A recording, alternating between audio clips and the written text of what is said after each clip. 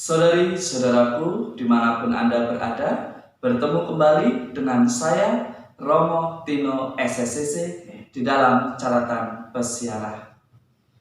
Saudari-saudaraku yang terkasih, sangatlah penting di dalam lembaran kehidupan kita menjalani dengan suatu ketaatan dan kedisiplinan di dalam menanggapi panggilan kita sebagai seorang imam, sebagai seorang rohaniwan-rohaniwati, maupun sebagai awam, sebagai orang yang berkeluarga maupun yang tidak berkeluarga. Sebelum kita memulai permenungan dari pencaratan pesiara, marilah kita siapkan hati kita dengan tanda kemenangan Kristus. Dalam nama Bapa dan Putera dan Roh Kudus. Amin.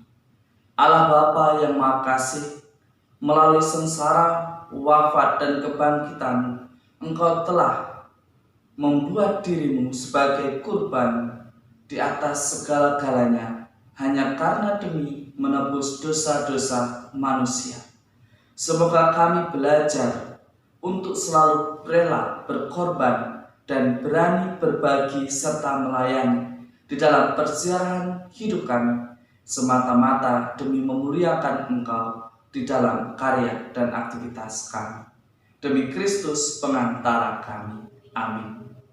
Saudari-saudaraku yang terkasih, di dalam bacaan yang pertama dari Jumat Agung, kita mendengarkan dari kitab Yesaya bahwa apa yang ditanggungnya, apa yang dilakukannya, semata-mata demi keselamatan kita umat manusia. Pertanyaannya, apakah kita sudah melakukan pertobatan? Apakah kita terus menyalibkan Yesus dengan kesalahan-kesalahan yang terus kita lakukan pada hal yang sama?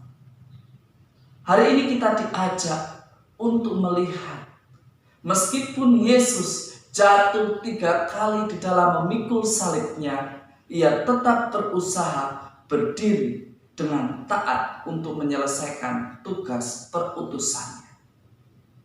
Di dalam surat kepada orang Ibrani, jelas dikatakan, karena ketaatannya dia berani bangun lagi, bangkit lagi untuk menyelesaikan karya penyelamatan manusia yang menjadi rencana Allah dengan menyerahkan putranya yang paling ia kasihi. Kadang kita dengan mudah menjadi orang yang putus asa, menjadi orang yang tidak setia karena begitu berat beban yang kita pikul, begitu berat salib yang kita pikul, padahal salib kita tidak sebanding dengan apa yang dipikul oleh Yesus Tuhan kita.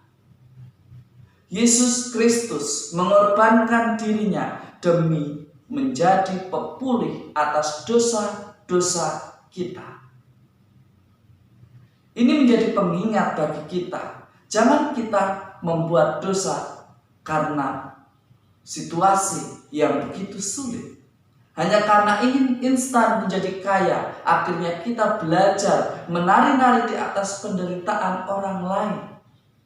Yang diharapkan oleh Yesus bukan seperti itu. Kita hadir sebagai Yesus, sebagai putra dan muridnya.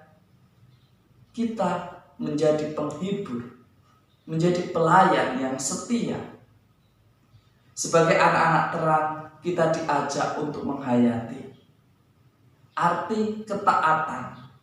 Di dalam surat kepada orang Ibrani jelas bahwa Yesus Tuhan kita dipermuliakan karena ketaatannya, dan keselamatan menjadi harapan yang paling istimewa bagi kita muridnya yang percaya kepadanya dan taat kepadanya.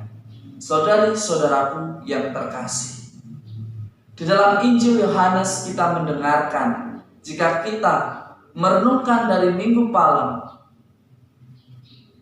Kamis Putih, dan Jumat Agung, kita akhirnya bisa merenungkan, kira-kira kita sudah menjadi murid Yesus atau kita menjadi murid Pilatus? Jika kita menjadi murid Pilatus, maka kita pun mesti belajar untuk mendekatkan diri kepada Tuhan. Karena apa?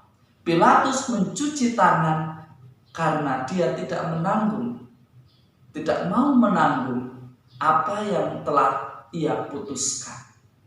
Terkadang di dalam hidup kita, kadang kita tidak mau menanggung. Kita dengan mudah mencuci tangan bukan karena COVID-19, tetapi karena kita tidak menanggung, tidak mau ambil bagian di dalam kesalahan yang kita lakukan. Tetapi hari ini kita pun diingatkan, mari kita berani mencuci kaki sebagaimana Yesus lakukan. Artinya apa? Kita berani melayani, menanggung bersama sebagai seorang hamba, taat bersama untuk tetap tinggal di rumah, tidak mudik, tidak keluar jika tidak ada sesuatu yang perlu. Itu salah satu bentuk yang kita bisa lakukan untuk melayani para tim medis yang ada di garda depan. Dengan tinggal di rumah, kita membantu mengurangi kesusahan mereka. Saudari-saudaraku yang terkasih, di dalam Trihari Suci ini kita diingatkan, mau seperti apakah kita hidup?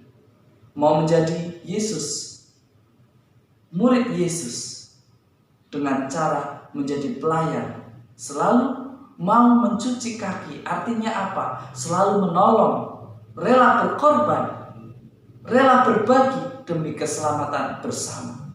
Ataukah kita masih menjadi pribadi yang senang cuci tangan di atas kesalahan kita karena kita tidak mau menanggung apa yang menjadi akibat dari keputusan yang salah dari kita.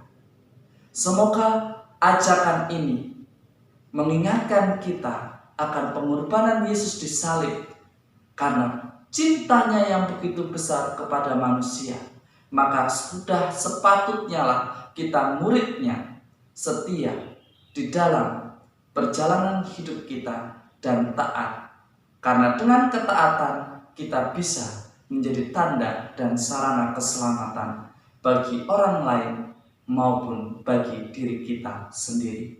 Tuhan memberkati kita semua dalam nama Bapa dan Putera dan Roh Kudus. Amin. Selamat beraktivitas dan semoga teladan yang diberikan oleh Tuhan mampu menjadikan kita untuk berani memikul salib kita dengan tetap tinggal di rumah. Tuhan memberkati. Amin.